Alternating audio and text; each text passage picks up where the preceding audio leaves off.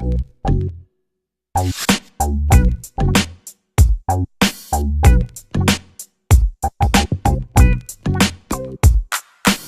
what's up, everybody? It's Rox, and I am coming to you today with a review for Love and Hip Hop ATL Season 4, the season finale. I guess it was episode 17, episode 18, something like that. Well, you guys, it's done. I'm just like tripping because I was just talking to a couple of people outside of my job about straight out of Compton. You know, we were just talking about the movie and everything. I'm gonna do the review about it tomorrow, you guys, so stay tuned. But anyway, after we were talking, we're all from LA. So I was walking to my car with the girl, and I always see her in the office. I always say hey, and all of that, but I don't really know her like that. Well, she was like, okay, so you from LA? I didn't know that. I didn't know she was from LA either. So she was like, where did you go to school? And I said, to Palisades High. And she was like, oh my God, you might know my brother. She said, what year did you graduate? I said 88. And she was just like, oh my God, you know my brother. And his name is Anthony. And I was just like, yes, I know Anthony. That used to be the homeboy back in the day. I mean, I haven't, talked to Anthony in a long time. But yeah, it was just crazy for me to be out here in Atlanta and to be working in the same building as his sister and not even know it. And then for us, yeah, so I gave her a hug. Oh my God, I still don't, did I find out what her name was? I'm gonna have to find out what her name was. But yeah, you got just small world, right? Oh my God. So anyway, that put me in a good mood. I mean, I was already in the okay mood. So, but getting back to the review, the show was, it was just like whatever. It's time for it to go. I wasn't sick of the show yet, but I was gonna be getting sick of the show soon enough. So, we cut it right at the best time. It's a done deal. How did you guys enjoy it? Okay, let's talk about it, shall we?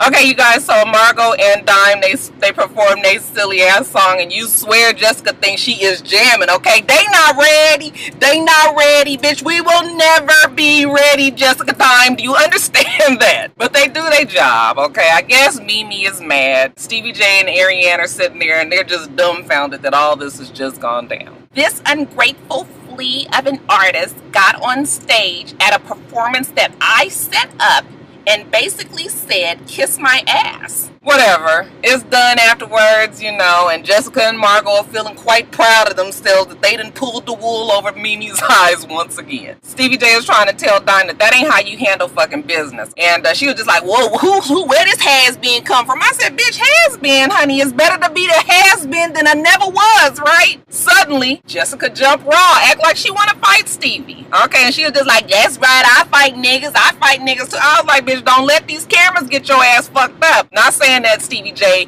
would whoop Jessica's ass. That bitch is kind of big and shit, but you got to be off balance when you got all that shit in there that you wasn't born with. Women who say that they will fight niggas, they almost deserve the ass beating that they pretty sure to get. You sit up here bragging on fighting niggas and everything. I mean, just, like, is that cute? That is not cute. Okay, Stevie J was just like a typical stripper ass move, want to fight a dude. And then here go Mimi. This is something that I put together, and you brought her on stage behind my back. Child, who the fuck cares? Bitch, if you don't go sit down with the damn promoter and get this wet, who the fuck cares who up on stage as long as you getting paid, right? I was so through with them, okay, fucking around with Abbott and Costello. Bitch, go on some damn where.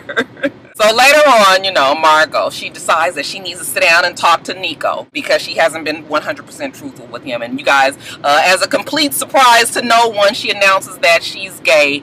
And, well, she doesn't say she's gay. She just loves everybody. People. From the inside out. And this time it just so happens to be a woman. The girl's name is Merica. Whatever the fuck, Margot. I don't give a goddamn, okay? Go on and be happy with Merica. I'm just like, I still like Margot and everything, but the bitch put us through a whole lot with this whole shit with Mimi and Nico and acting like she was so devastated and torn and, trying to figure out her marriage and all. And the whole time this bitch been sitting up here, okay, facing the plate some bitch. Oh, no, y'all. We done wasted all this goddamn time. Margot crying. I just haven't been able to tell you because my family, they're not talking to me and it's just been really hard. And I said, them motherfuckers ain't talking to you because you're a goddamn liar. A fucking sellout. You just sat up here with all this shit, not being truthful about whatever the relationship is that you in. I said, girl, Margot, take your ass on back to New York. Don't give a fuck about how Nico feel either, okay, because he's a fucking joke too.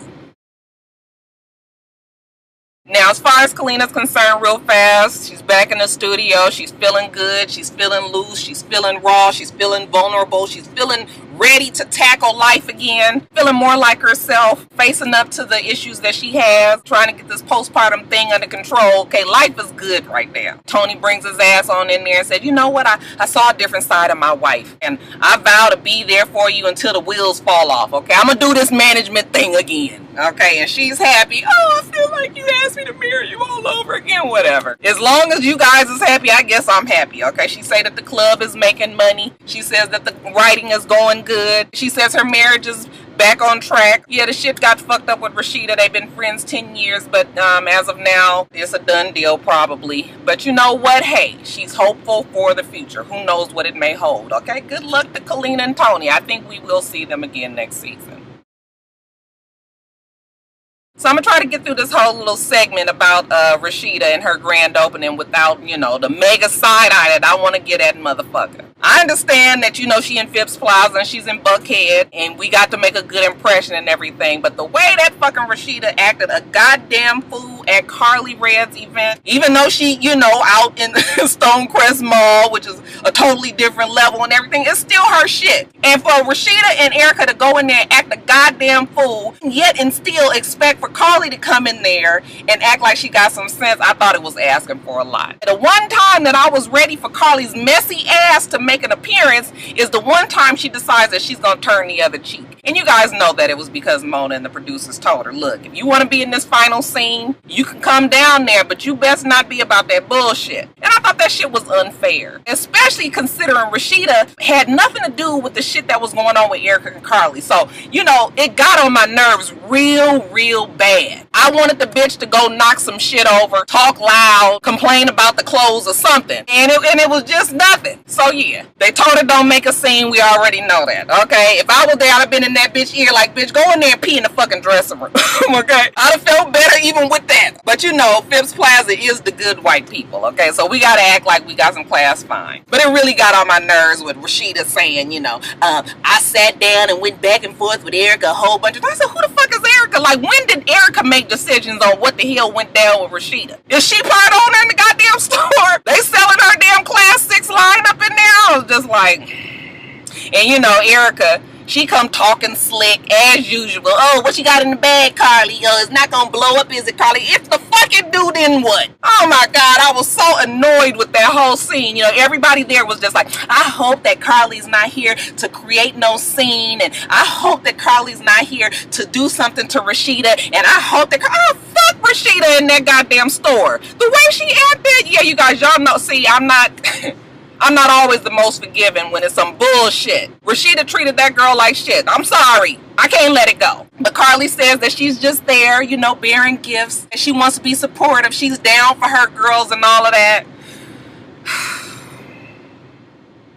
But she does let it slide in that, you know, she's got to deal with Posner. Do we still wear Posner hair supplies? I mean, maybe we do. Fuck, I ain't seen a goddamn Posner commercial since Soul Train, but whatever. They just standing around talking. It's Mimi and Ariane, and, you know, pretty much everybody is there. And Mimi is telling Ariane how Stevie J wanted to move her out to Los Angeles. Now, Carly Red did make an appearance then, okay? The messy one. That bitch did, you know, she did soak up that gossip, and she placed it somewhere inside for further use, which we will talk about in a little while. But whatever, you guys, the grand opening is good. The store looks cute enough. It looks like that she, you know, she got exactly what she wanted. And then, you know, Rashida's little closing scene is there on the site of their construction of their new home. And she says that life is good. You know, Kirk is #1 in her book again, you know, whatever. Okay, yeah, her friendship with Kalina, it seems to be fucked up. But once Kalina get her mind right, maybe they can... I said, ain't this about a bitch? Once Kalina get her mind right, then maybe they can work on being friends. So you ain't got shit to do with why Kalina act the way she act.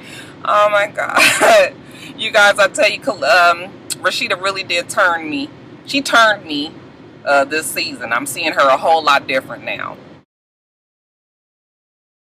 Mama D is a wreck because it is the big day and her children are nowhere to be found. Okay, Bambi is there and she's excited about the wedding, but as far as Scrappy is concerned, she don't know if the nigga gonna come or not. You know, she left him at the house because he was nowhere near getting ready to come. So she was just like, I don't really know what's going on, but you need to calm down, Mama D, a nervous wreck. All this talk about the royal family and the cathedral, the castle, and all. I was just like, oh my God, why is she still doing this 4 fucking years later? But right when we think that she can't take it no more, Jasmine does show up, and Jasmine was just, it's amazing how much Jasmine and Mama D look alike. Okay, Mama D is actually a very nice looking woman, handsome, I think I've said. Strong, you know, strong features and everything, but pretty. I've seen her in person. She actually is very pretty in person. So anyway, Jasmine tells her that, you know, even though I might not agree with, you know, whatever, I'm always gonna be here for you. I love you. I want you to be happy, okay? And it's all about you today, okay? Even though Scrappy not here, we ain't gonna worry about it, Mama. And, you know, Mama D is just like, oh,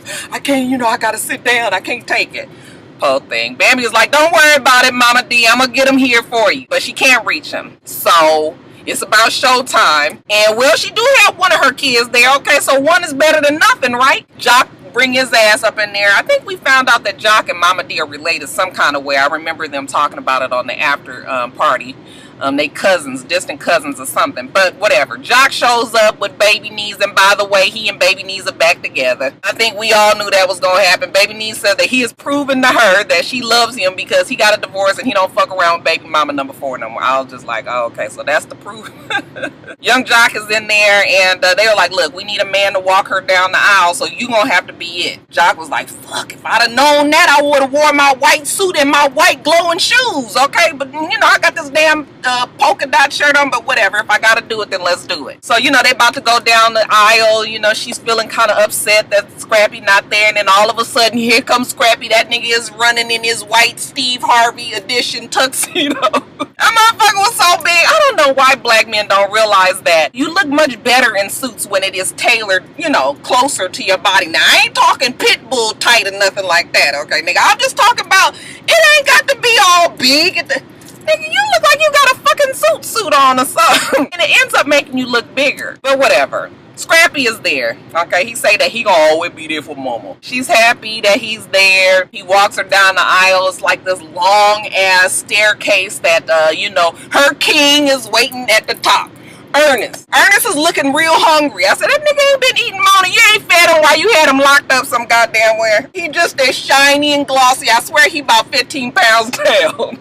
Ernest's fucking nerves is bad. He was just like, what all I got to say other than I do. That Mona put so much on his ass this season, but the wedding goes off pretty much without a hitch. Actually, the wedding was really nice. I did notice that the decorations was eerily similar to the Yandy decoration. I said, Mona, can the bitch at least get her own fucking flowers? I was just like, that's that same shit I saw on the damn Yandy special. But all jokes aside, it was actually a really nice wedding. I mean, you know, I'm sure they edited and did whatever they had to do and did takes or whatever, but that shit was actually nicer than Yandy's wedding. And you could tell that Mama D was happy. Ernest looked like he was happy, and we didn't have nobody objecting. You know, Scrappy did say he wants, you know, Ernest to make his mama a better person. I was just like, oh, I mean, you guys, Rocky love, okay? I just want all motherfuckers to be in love and happy. It was a nice wedding, okay? No problems. Everybody looked happy, okay? We present to the world Mama D and Ernest, whatever their last name was. Let's see if Mama D get pregnant next season.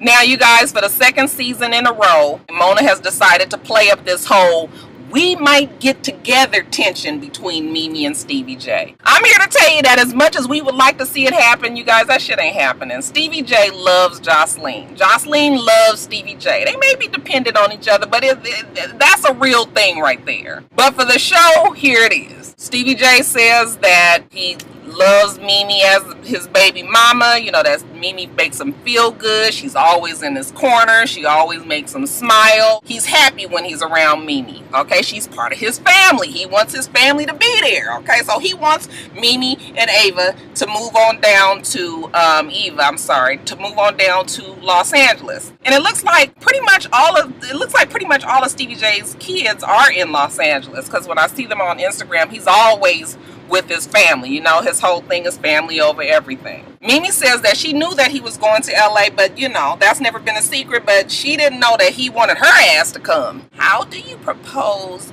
me and Eva coming out to LA? Like, what about your wife? He says, look, Jocelyn, I love her, but she's been doing work behind my back with other people that I know. She's mad at me because I did work with Tiffany Fox. So she got to do what she got to do. I got to do what I got to do. I want my family around. Mimi says that she will consider it, you know, as long as it's a positive environment. Because what she ain't going to do is be sitting up there arguing with Jocelyn's motherfucking ass all the time. So we don't know what it is, okay? Mimi's little closing story on the show was that, you know, she's in New York and she's working with new writers and publishers, and she's going to put out a book about her life, and it has nothing to do with Nico. He don't get no money on it. She says she's in charge of her own life and she's living in her truth, whatever the fuck. I'm so tired of people saying, that's my truth. I'm living in my truth. Fuck your truth. Such an overused phrase, you know, but anyway. That's what Mimi says she's doing. Maybe I'll move across the country to LA. I don't know yet because I'm focusing on me.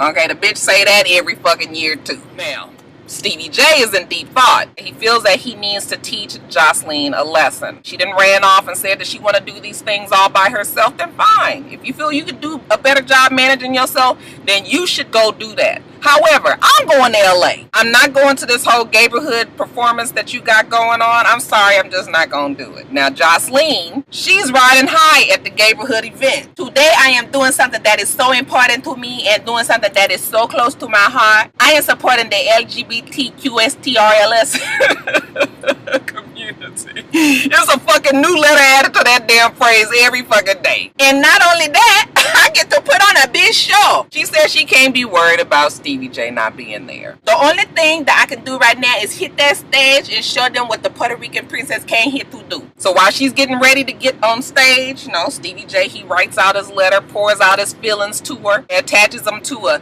nice bouquet of red roses. He gets his ass in the limousine. I guess he's on his way to the airport. He takes a good long, you know, look at the house that they were renting somewhere in Stone Mountain. And he says that after 3.5 years of focusing on his wife and everything that she had going on, he's lost himself somewhere in there. But you know what? It's all about Stevie J right now, okay? So, you know, peace, I'm out. So the performance, okay, you guys, it seems quite energy-filled, you guys. I low-key wished I was there. That bitch gave us all the gems of the songs that she was giving us all season. Mucho dinero, you just a square, the numero Z. I damn girl, you should go in. There, right, I'm about to go in, because I still did with my cootie cat. Afterwards, you guys, she's all for Klimt. You know, she can't express to you guys exactly how she feels. I just want to thank everybody. This has been a dream since I was a little girl. As a fellow gay or bisexual, I just want to commend everybody for being so fearless. She was trying to be deep on that ass. She seemed very proud of herself. Look, sometimes you just do have to do shit for yourself, okay? When everybody says you need somebody else to do something and then you are able to accomplish it on your own, I mean, I understand. That is a good feeling sometimes. So, I mean, I understand what Jocelyn is trying to do, but you know, she just kind of went about the shit the wrong way. But you guys know how Jocelyn is. So anyway, she's in her dressing room, okay? And when she walks in, she sees the bouquet. She is just like, oh, what a beautiful flowers. They're so nice. She picks it up and she can tell that it's probably going to be some bullshit from Stevie J. So, you know, she was just like, let me put this down, okay? In the meantime, here come Carly Red, okay? The old fucking Carly Red that we wish that was that Rashida's bullshit. Here she come with the bullshit for Jocelyn. She was just like, well, I noticed that Stevie J wasn't there. And that shit backfired on her ass. I was just like, why you got to be running your mouth today, Carly, of all days? Jocelyn just had this performance. You really think that she wasn't able to see Jocelyn? Like I said, she's hard to read. You don't know exactly what kind. Carly just doing her fucking job. She was just like, damn it, this is what Mona told me to do. Move the storyline. Okay, keep the gossip going. So this was not the day for Carly Red to be running her mouth. I said, bitch, Jocelyn gonna learn your ass today. I'm so sick and tired of Carly Red always coming to me to tell me shit. It's like, are you trying to hurt me? Are you trying to put pain in me? Now you coming in here telling me this nonsense about Mimi. Bitch, is you crazy? Is you my friend or not? Jocelyn was just like, bitch, now you didn't know me longer than you known any of these other bitches, which was not true, because remember, Carly supposedly knew Mimi the longest, but I digress. Why you be sitting up there with them bitches talking about me behind my back? Carly Red was like, no, I wasn't talking about you. Like I said, Mona told me to come do this and move the storyline. Some tells me that this was not exactly how the scene was supposed to go, but Jocelyn was in a bad fucking mood, okay? Like I said, you don't never know what kind of Jocelyn you get. And that's the same thing Carly Red told her after Jocelyn couldn't take that shit no more. That bitch got a little too huffy and Jocelyn was just like, first of all, put your goddamn hands down because I would hate to have to hit your ass. Carly Red was like, oh, okay. I'm sorry. You know, ain't nothing. We homegirls. It ain't nothing. And Jocelyn was like, I don't give a fuck. You know what? Time's up. Another one hit the dust, okay? That's it. Let's go. Goodbye. She walks Carly to the door, okay? Carly is still trying to talk. I was like, Carly, ixnay on Octay.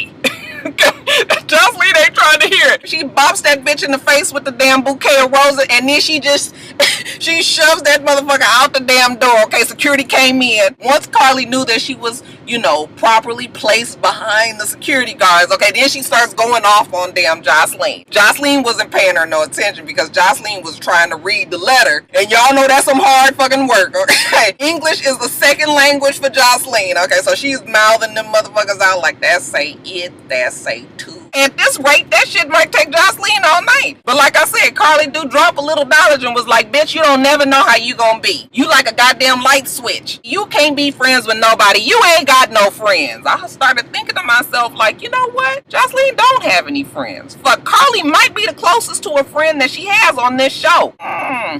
Yeah, this is interesting. Although I can't see Jocelyn really having a friend like that because she has all these insecurities and she feels threatened around women, especially beautiful women, especially accomplished women. Okay, people say K. Michelle is her friend, but even that I don't know. K. Michelle's not on the show, you know, dropping in every now and then. It's not the same as being with a motherfucker every day and dealing with them all the time. So yeah, Jocelyn really don't have any friends. Shit, her only friend really is Stevie J. So I don't know. Okay, but you know, Carly Red's little ending story is like, life is good right now. She's still with Life Jennings, okay, and her businesses is good and her deals, and okay, she even doing this Playboy test shoot. Carly Red says she gonna keep on doing what she gotta do, and if she lose a few friends, then so the fuck be it. And you guys, I don't dislike Carly as much this season as I have the past 3 seasons, so you know, that might be a notch up on Carly's belt. Okay, I think Carly will be here next season as well. As far as Stevie and Jocelyn is pissed. I don't care what Stevie does. That is none of my concern. Right now, Stevie J is not here. I don't give a fuck about your letter. For all I care, you could stick that letter somewhere you already know where. She says she can't trust nobody but herself. Again, like